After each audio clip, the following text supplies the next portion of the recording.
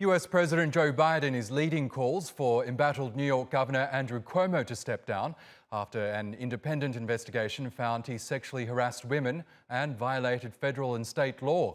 An impeachment inquiry is also underway as the three-term governor continues to deny any wrongdoing. Our correspondent Frank Ucciardo reports from New York. It's a political bombshell that could sink Governor Andrew Cuomo's political career. The state attorney general's office releasing the results of an investigation that described the sexual harassment and assault of 11 women, state employees, and a New York State trooper assigned to the unit to protect the governor. That Governor Andrew Cuomo sexually harassed multiple women, and in doing so violated federal and state law. Specifically, the investigation found that Governor Andrew Cuomo sexually harassed current and former New York State employees by engaging in unwelcome and non-consensual touching and making numerous offensive comments. And now President Biden has indicated Cuomo has to go. If the investigation of the Attorney General concluded that the allegations are correct, that back in March, that I would recommend he resign. A defiant Governor Cuomo issued a video statement refuting the findings of the report, maintaining his innocence and admitted no malice. First, I want you to know directly from me that I never touched anyone inappropriately or made inappropriate sexual advances. I am 63 years old. I've lived my entire adult life in public view.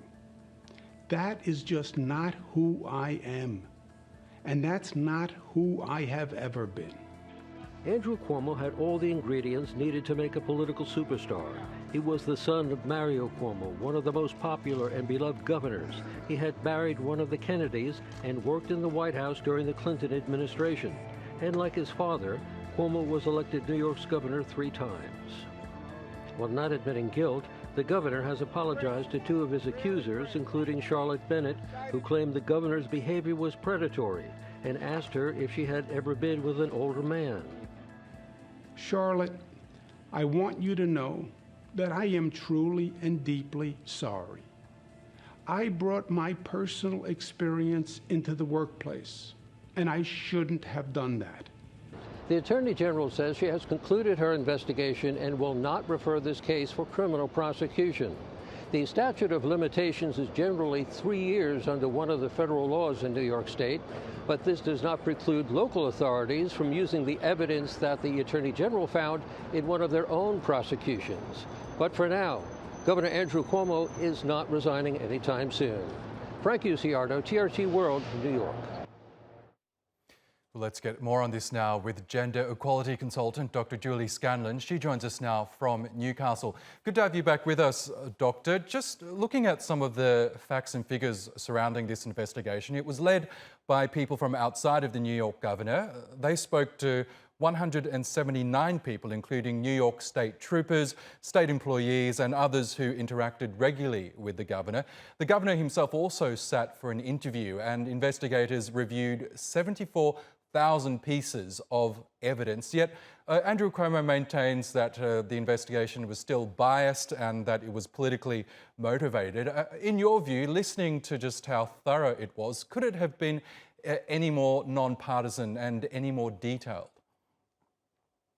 Thank you, Oscar. I think anyone with a rational thinking mind will see how thorough that investigation has been. As you've mentioned, the pieces of evidence, the numbers of people that were interviewed, building up the story, this independent inquiry that the Attorney General, Letitia James, has conducted. I would have, and I'm sure most people have, entire faith within that investigation. And the Governor Cuomo's continual denial of any wrongdoings just seems actually extraordinary in the face of this this kind of evidence base, and I guess just kind of goes to show the sort of slightly overinflated, perhaps, sense of power that this figure has. And, he's a public servant, and we would expect a particular kind of responsibility to be accepted, when this kind of evidence has been laid at the door. So I do think it is for him, in my opinion, would be for him to resign. And what I would actually like to see would be that the local legal situation is also kind of takes this up so that he is actually brought to justice for these women. Now, Cuomo's latest denials have been described as a prime example of gaslighting. Now, this is the act of accusers manipulating a situation, manipulating victims, that ultimately forces them to rethink their own recollections, their own reality, and in some cases, their own sanity. How common is this when it comes to workplace harassment, that the accuser essentially turns the tables on the victims and essentially victim blames? I think it's very common, unfortunately, Oscar. Gaslighting, as you perfectly describe it there, is a way to undermine somebody's position. It's a way to undermine their sense of reality, to make them doubt themselves. And it's a really coercive way of controlling what that person does. And we know that what it takes, the courage that it takes for women to report, or other people that are harassed to report, is huge, because of the sense of, will I be taken seriously? That sense of perhaps shame, that sense of perhaps embarrassment, and that sense of, in some cultures or countries, it would be very shameful to admit something of a sort of sexual harassment nature had happened.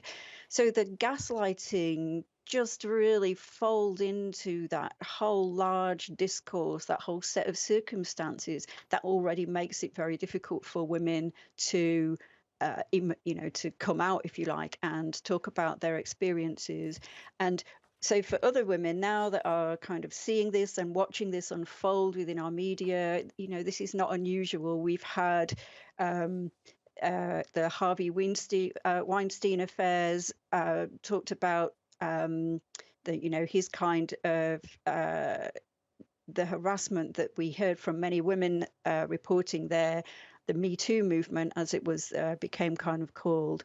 We see this sort of some of the media responses and everyday responses really just attempting to downplay and to challenge and not believe and encourage those women to not speak out. So gaslighting it's exactly what Cuomo is doing here, but it's also part of a big discourse that already exists that he's kind of fitting into, if you like.